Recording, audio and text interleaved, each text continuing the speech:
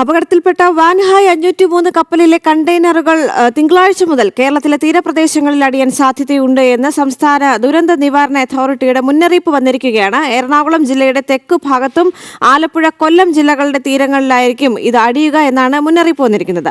സംശയാസ്പദമായ വസ്തുക്കളിൽ സ്പർശിക്കരുതെന്നും നിർദ്ദേശം നൽകിയിരിക്കുകയാണ്. ശാലിനി തുടരുന്നുണ്ട്. ശാലിനി, ഇപ്പോൾ ജനങ്ങൾക്കാണ് നിർദ്ദേശം നൽകിയിരിക്കുന്നത്. കാരണം നാളെ മുതലായിരിക്കും കൂടുതലായും ഈ കണ്ടെയ്നറുകളിൽ നിന്ന് അല്ലെങ്കിൽ ഈ കപ്പലിൽ നിന്ന് വീണ കണ്ടെയ്നറുകളുടെ അവശിഷ്ടങ്ങൾ ഇനി തീരപ്രദേശങ്ങളിലേക്ക് അടിയുക. ഇത് അപകടകരമായ ചില വസ്തുക്കൾ അതിനുള്ളിൽ ഉള്ളത് കൊണ്ട് തന്നെ ജനങ്ങളോട് ഇത്തരം വസ്തുക്കൾ കണ്ടാൽ അത് എടുക്കരുത് അല്ലെങ്കിൽ സ്പർശിക്കരുത് എന്ന് നിർദ്ദേശം നൽകിയിരിക്കുകയാണ് അല്ലേ?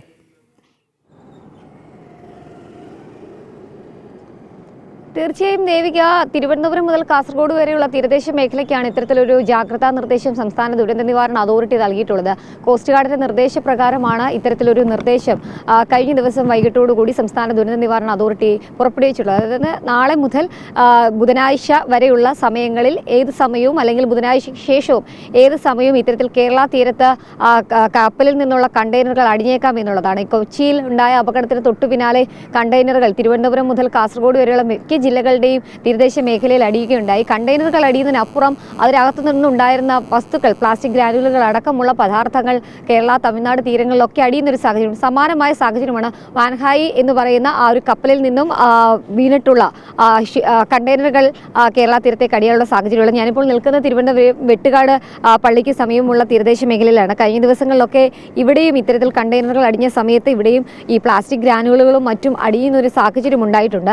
ആ സാഹചര്യത്തിൽ ഈ ഒരു കപ്പലിൽ നിന്നുള്ള കണ്ടെയ്നറുകളും അതിൽ നിന്നുണ്ടാകുന്ന പദാർത്ഥങ്ങളും ഒക്കെ ഇവിടേക്കും വീഴാനുള്ള സാഹചര്യങ്ങളും സാധ്യതകളും ഒക്കെയാണ് സംസ്ഥാന ദുരന്ത നിവാരണ അതോറിറ്റി പ്രവചിക്കുന്നത്. അതുകൊണ്ട് തന്നെ ഈ പൊതുജനങ്ങൾക്ക് പ്രത്യേക ജാഗ്രതാ നിർദ്ദേശമൊക്കെ പുറപ്പെടുവിച്ചിരിക്കുകയാണ്. ഏതെങ്കിലും തരത്തിൽ അറിയാത്ത സാഹചര്യങ്ങൾ, അറിയാത്ത സാധനങ്ങൾ, ഒപ്പം തന്നെ വസ്തുക്കളൊക്കെ തീരത്തടിയുകയാണെങ്കിൽ അതിലൊന്നും സ്പർശിക്കരുത്, തൊടരുത്, അതൊന്നും ഉപയോഗിക്കരുത്, എടുക്കരുത് എന്നുള്ള കർശന ജാഗ്രതാ നിർദ്ദേശം സംസ്ഥാന ദുരന്ത നിവാരണ അതോറിറ്റി കോസ്റ്റ് ഗാർഡിന്റെ നിർദ്ദേശാനുസരണം നൽകിയിട്ടുണ്ട്. പ്രത്യേകിച്ച് അത്തരത്തിലുള്ള ഏതെങ്കിലും വസ്തുക്കൾ കാണുകയാണെങ്കിൽ 112 എന്ന കൺട്രോൾ റൂമിലേക്ക് വിളിച്ച് പറയണമെന്നുള്ളൊരു മുന്നറിയിപ്പ് കൂടി ഈ ഘട്ടത്തിൽ സംസ്ഥാന ദുരന്ത നിവാരണ അതോറിറ്റി പുറപ്പെടുവിക്കുന്നുണ്ട്. ട്രോളിംഗ് നിരോധനമൊക്കെയാണ്. കടലിൽ മത്സ്യബന്ധന തൊഴിലാളികൾ ഒന്നും തന്നെയില്ല, മത്സ്യബന്ധന യാനങ്ങളൊന്നുമില്ല. അത്തരത്തിൽ ആ ഒരു സമയമാണ്. അതുകൊണ്ട് കൂടുതൽ ഒരു പക്ഷേ ഈ തീരത്തേക്ക് ഇത്തരത്തിലുള്ള കണ്ടെയ്നറിൽ നിന്നുള്ള പദാർത്ഥങ്ങൾ എത്താനുള്ള സാഹചര്യം നിലവിൽ ആലപ്പുഴ, ഒപ്പം തന്നെ കൊച്ചി തീരങ്ങളിലാണ് കൂടുതലുമായി കണ്ടെയ്നറുകൾ അടിയാൻ സാധ്യതയുമുള്ളത് എന്നുള്ളതാണ് സംസ്ഥാന ദുരന്ത നിവാരണ അതോറിറ്റി അറിയിക്കുന്നത്. പക്ഷേ മുൻപും സമാനമായ രീതിയിൽ മുന്നറിയിപ്പ് നൽകിയിട്ടുണ്ടെങ്കിൽ പോലും രാമേശ്വരം വരെയുള്ള മേഖലകളിൽ കേരള തീരത്തും ഒപ്പം തന്നെ തമിഴ്നാട് തീരങ്ങളിലും ഇത്തരത്തിൽ ഈ വസ്തുക്കൾ അടിയുന്നൊരു സാഹചര്യമുണ്ടായിരുന്നു. അത്തരത്തിൽ സാഹചര്യം നിലനിൽക്കുന്നതുകൊണ്ട് തന്നെയാണ് കേരള തീരത്ത് മുഴുവനുമായൊരു മുന്നറിയിപ്പ് നിലവിൽ നൽകുന്നത്. കടലിൽ ഇറങ്ങരുത്, ഒപ്പം തന്നെ ശക്തമായ മഴയും കടൽക്ഷോഭവും ഒക്കെ രൂക്ഷമായ സാഹചര്യത്തിൽ ആ മുന്നറിയിപ്പ് നിൽക്കുന്ന അതേ സാഹചര്യത്തിൽ തന്നെയാണ് ഈ കപ്പൽ അപകടത്തെ തുടർന്നുണ്ടായിട്ടുള്ള അപകടം. അതിനുശേഷം ആ കപ്പലിൽ നിന്ന് വീണിട്ടുള്ള പദാർത്ഥങ്ങൾ, പ്രത്യേകിച്ച് അതിൽ ഈ രണ്ടാമത്തെ അപകടത്തിൽ കൂടുതലുമായി ഉണ്ടായിരുന്ന രാസപദാർത്ഥങ്ങളാണ്.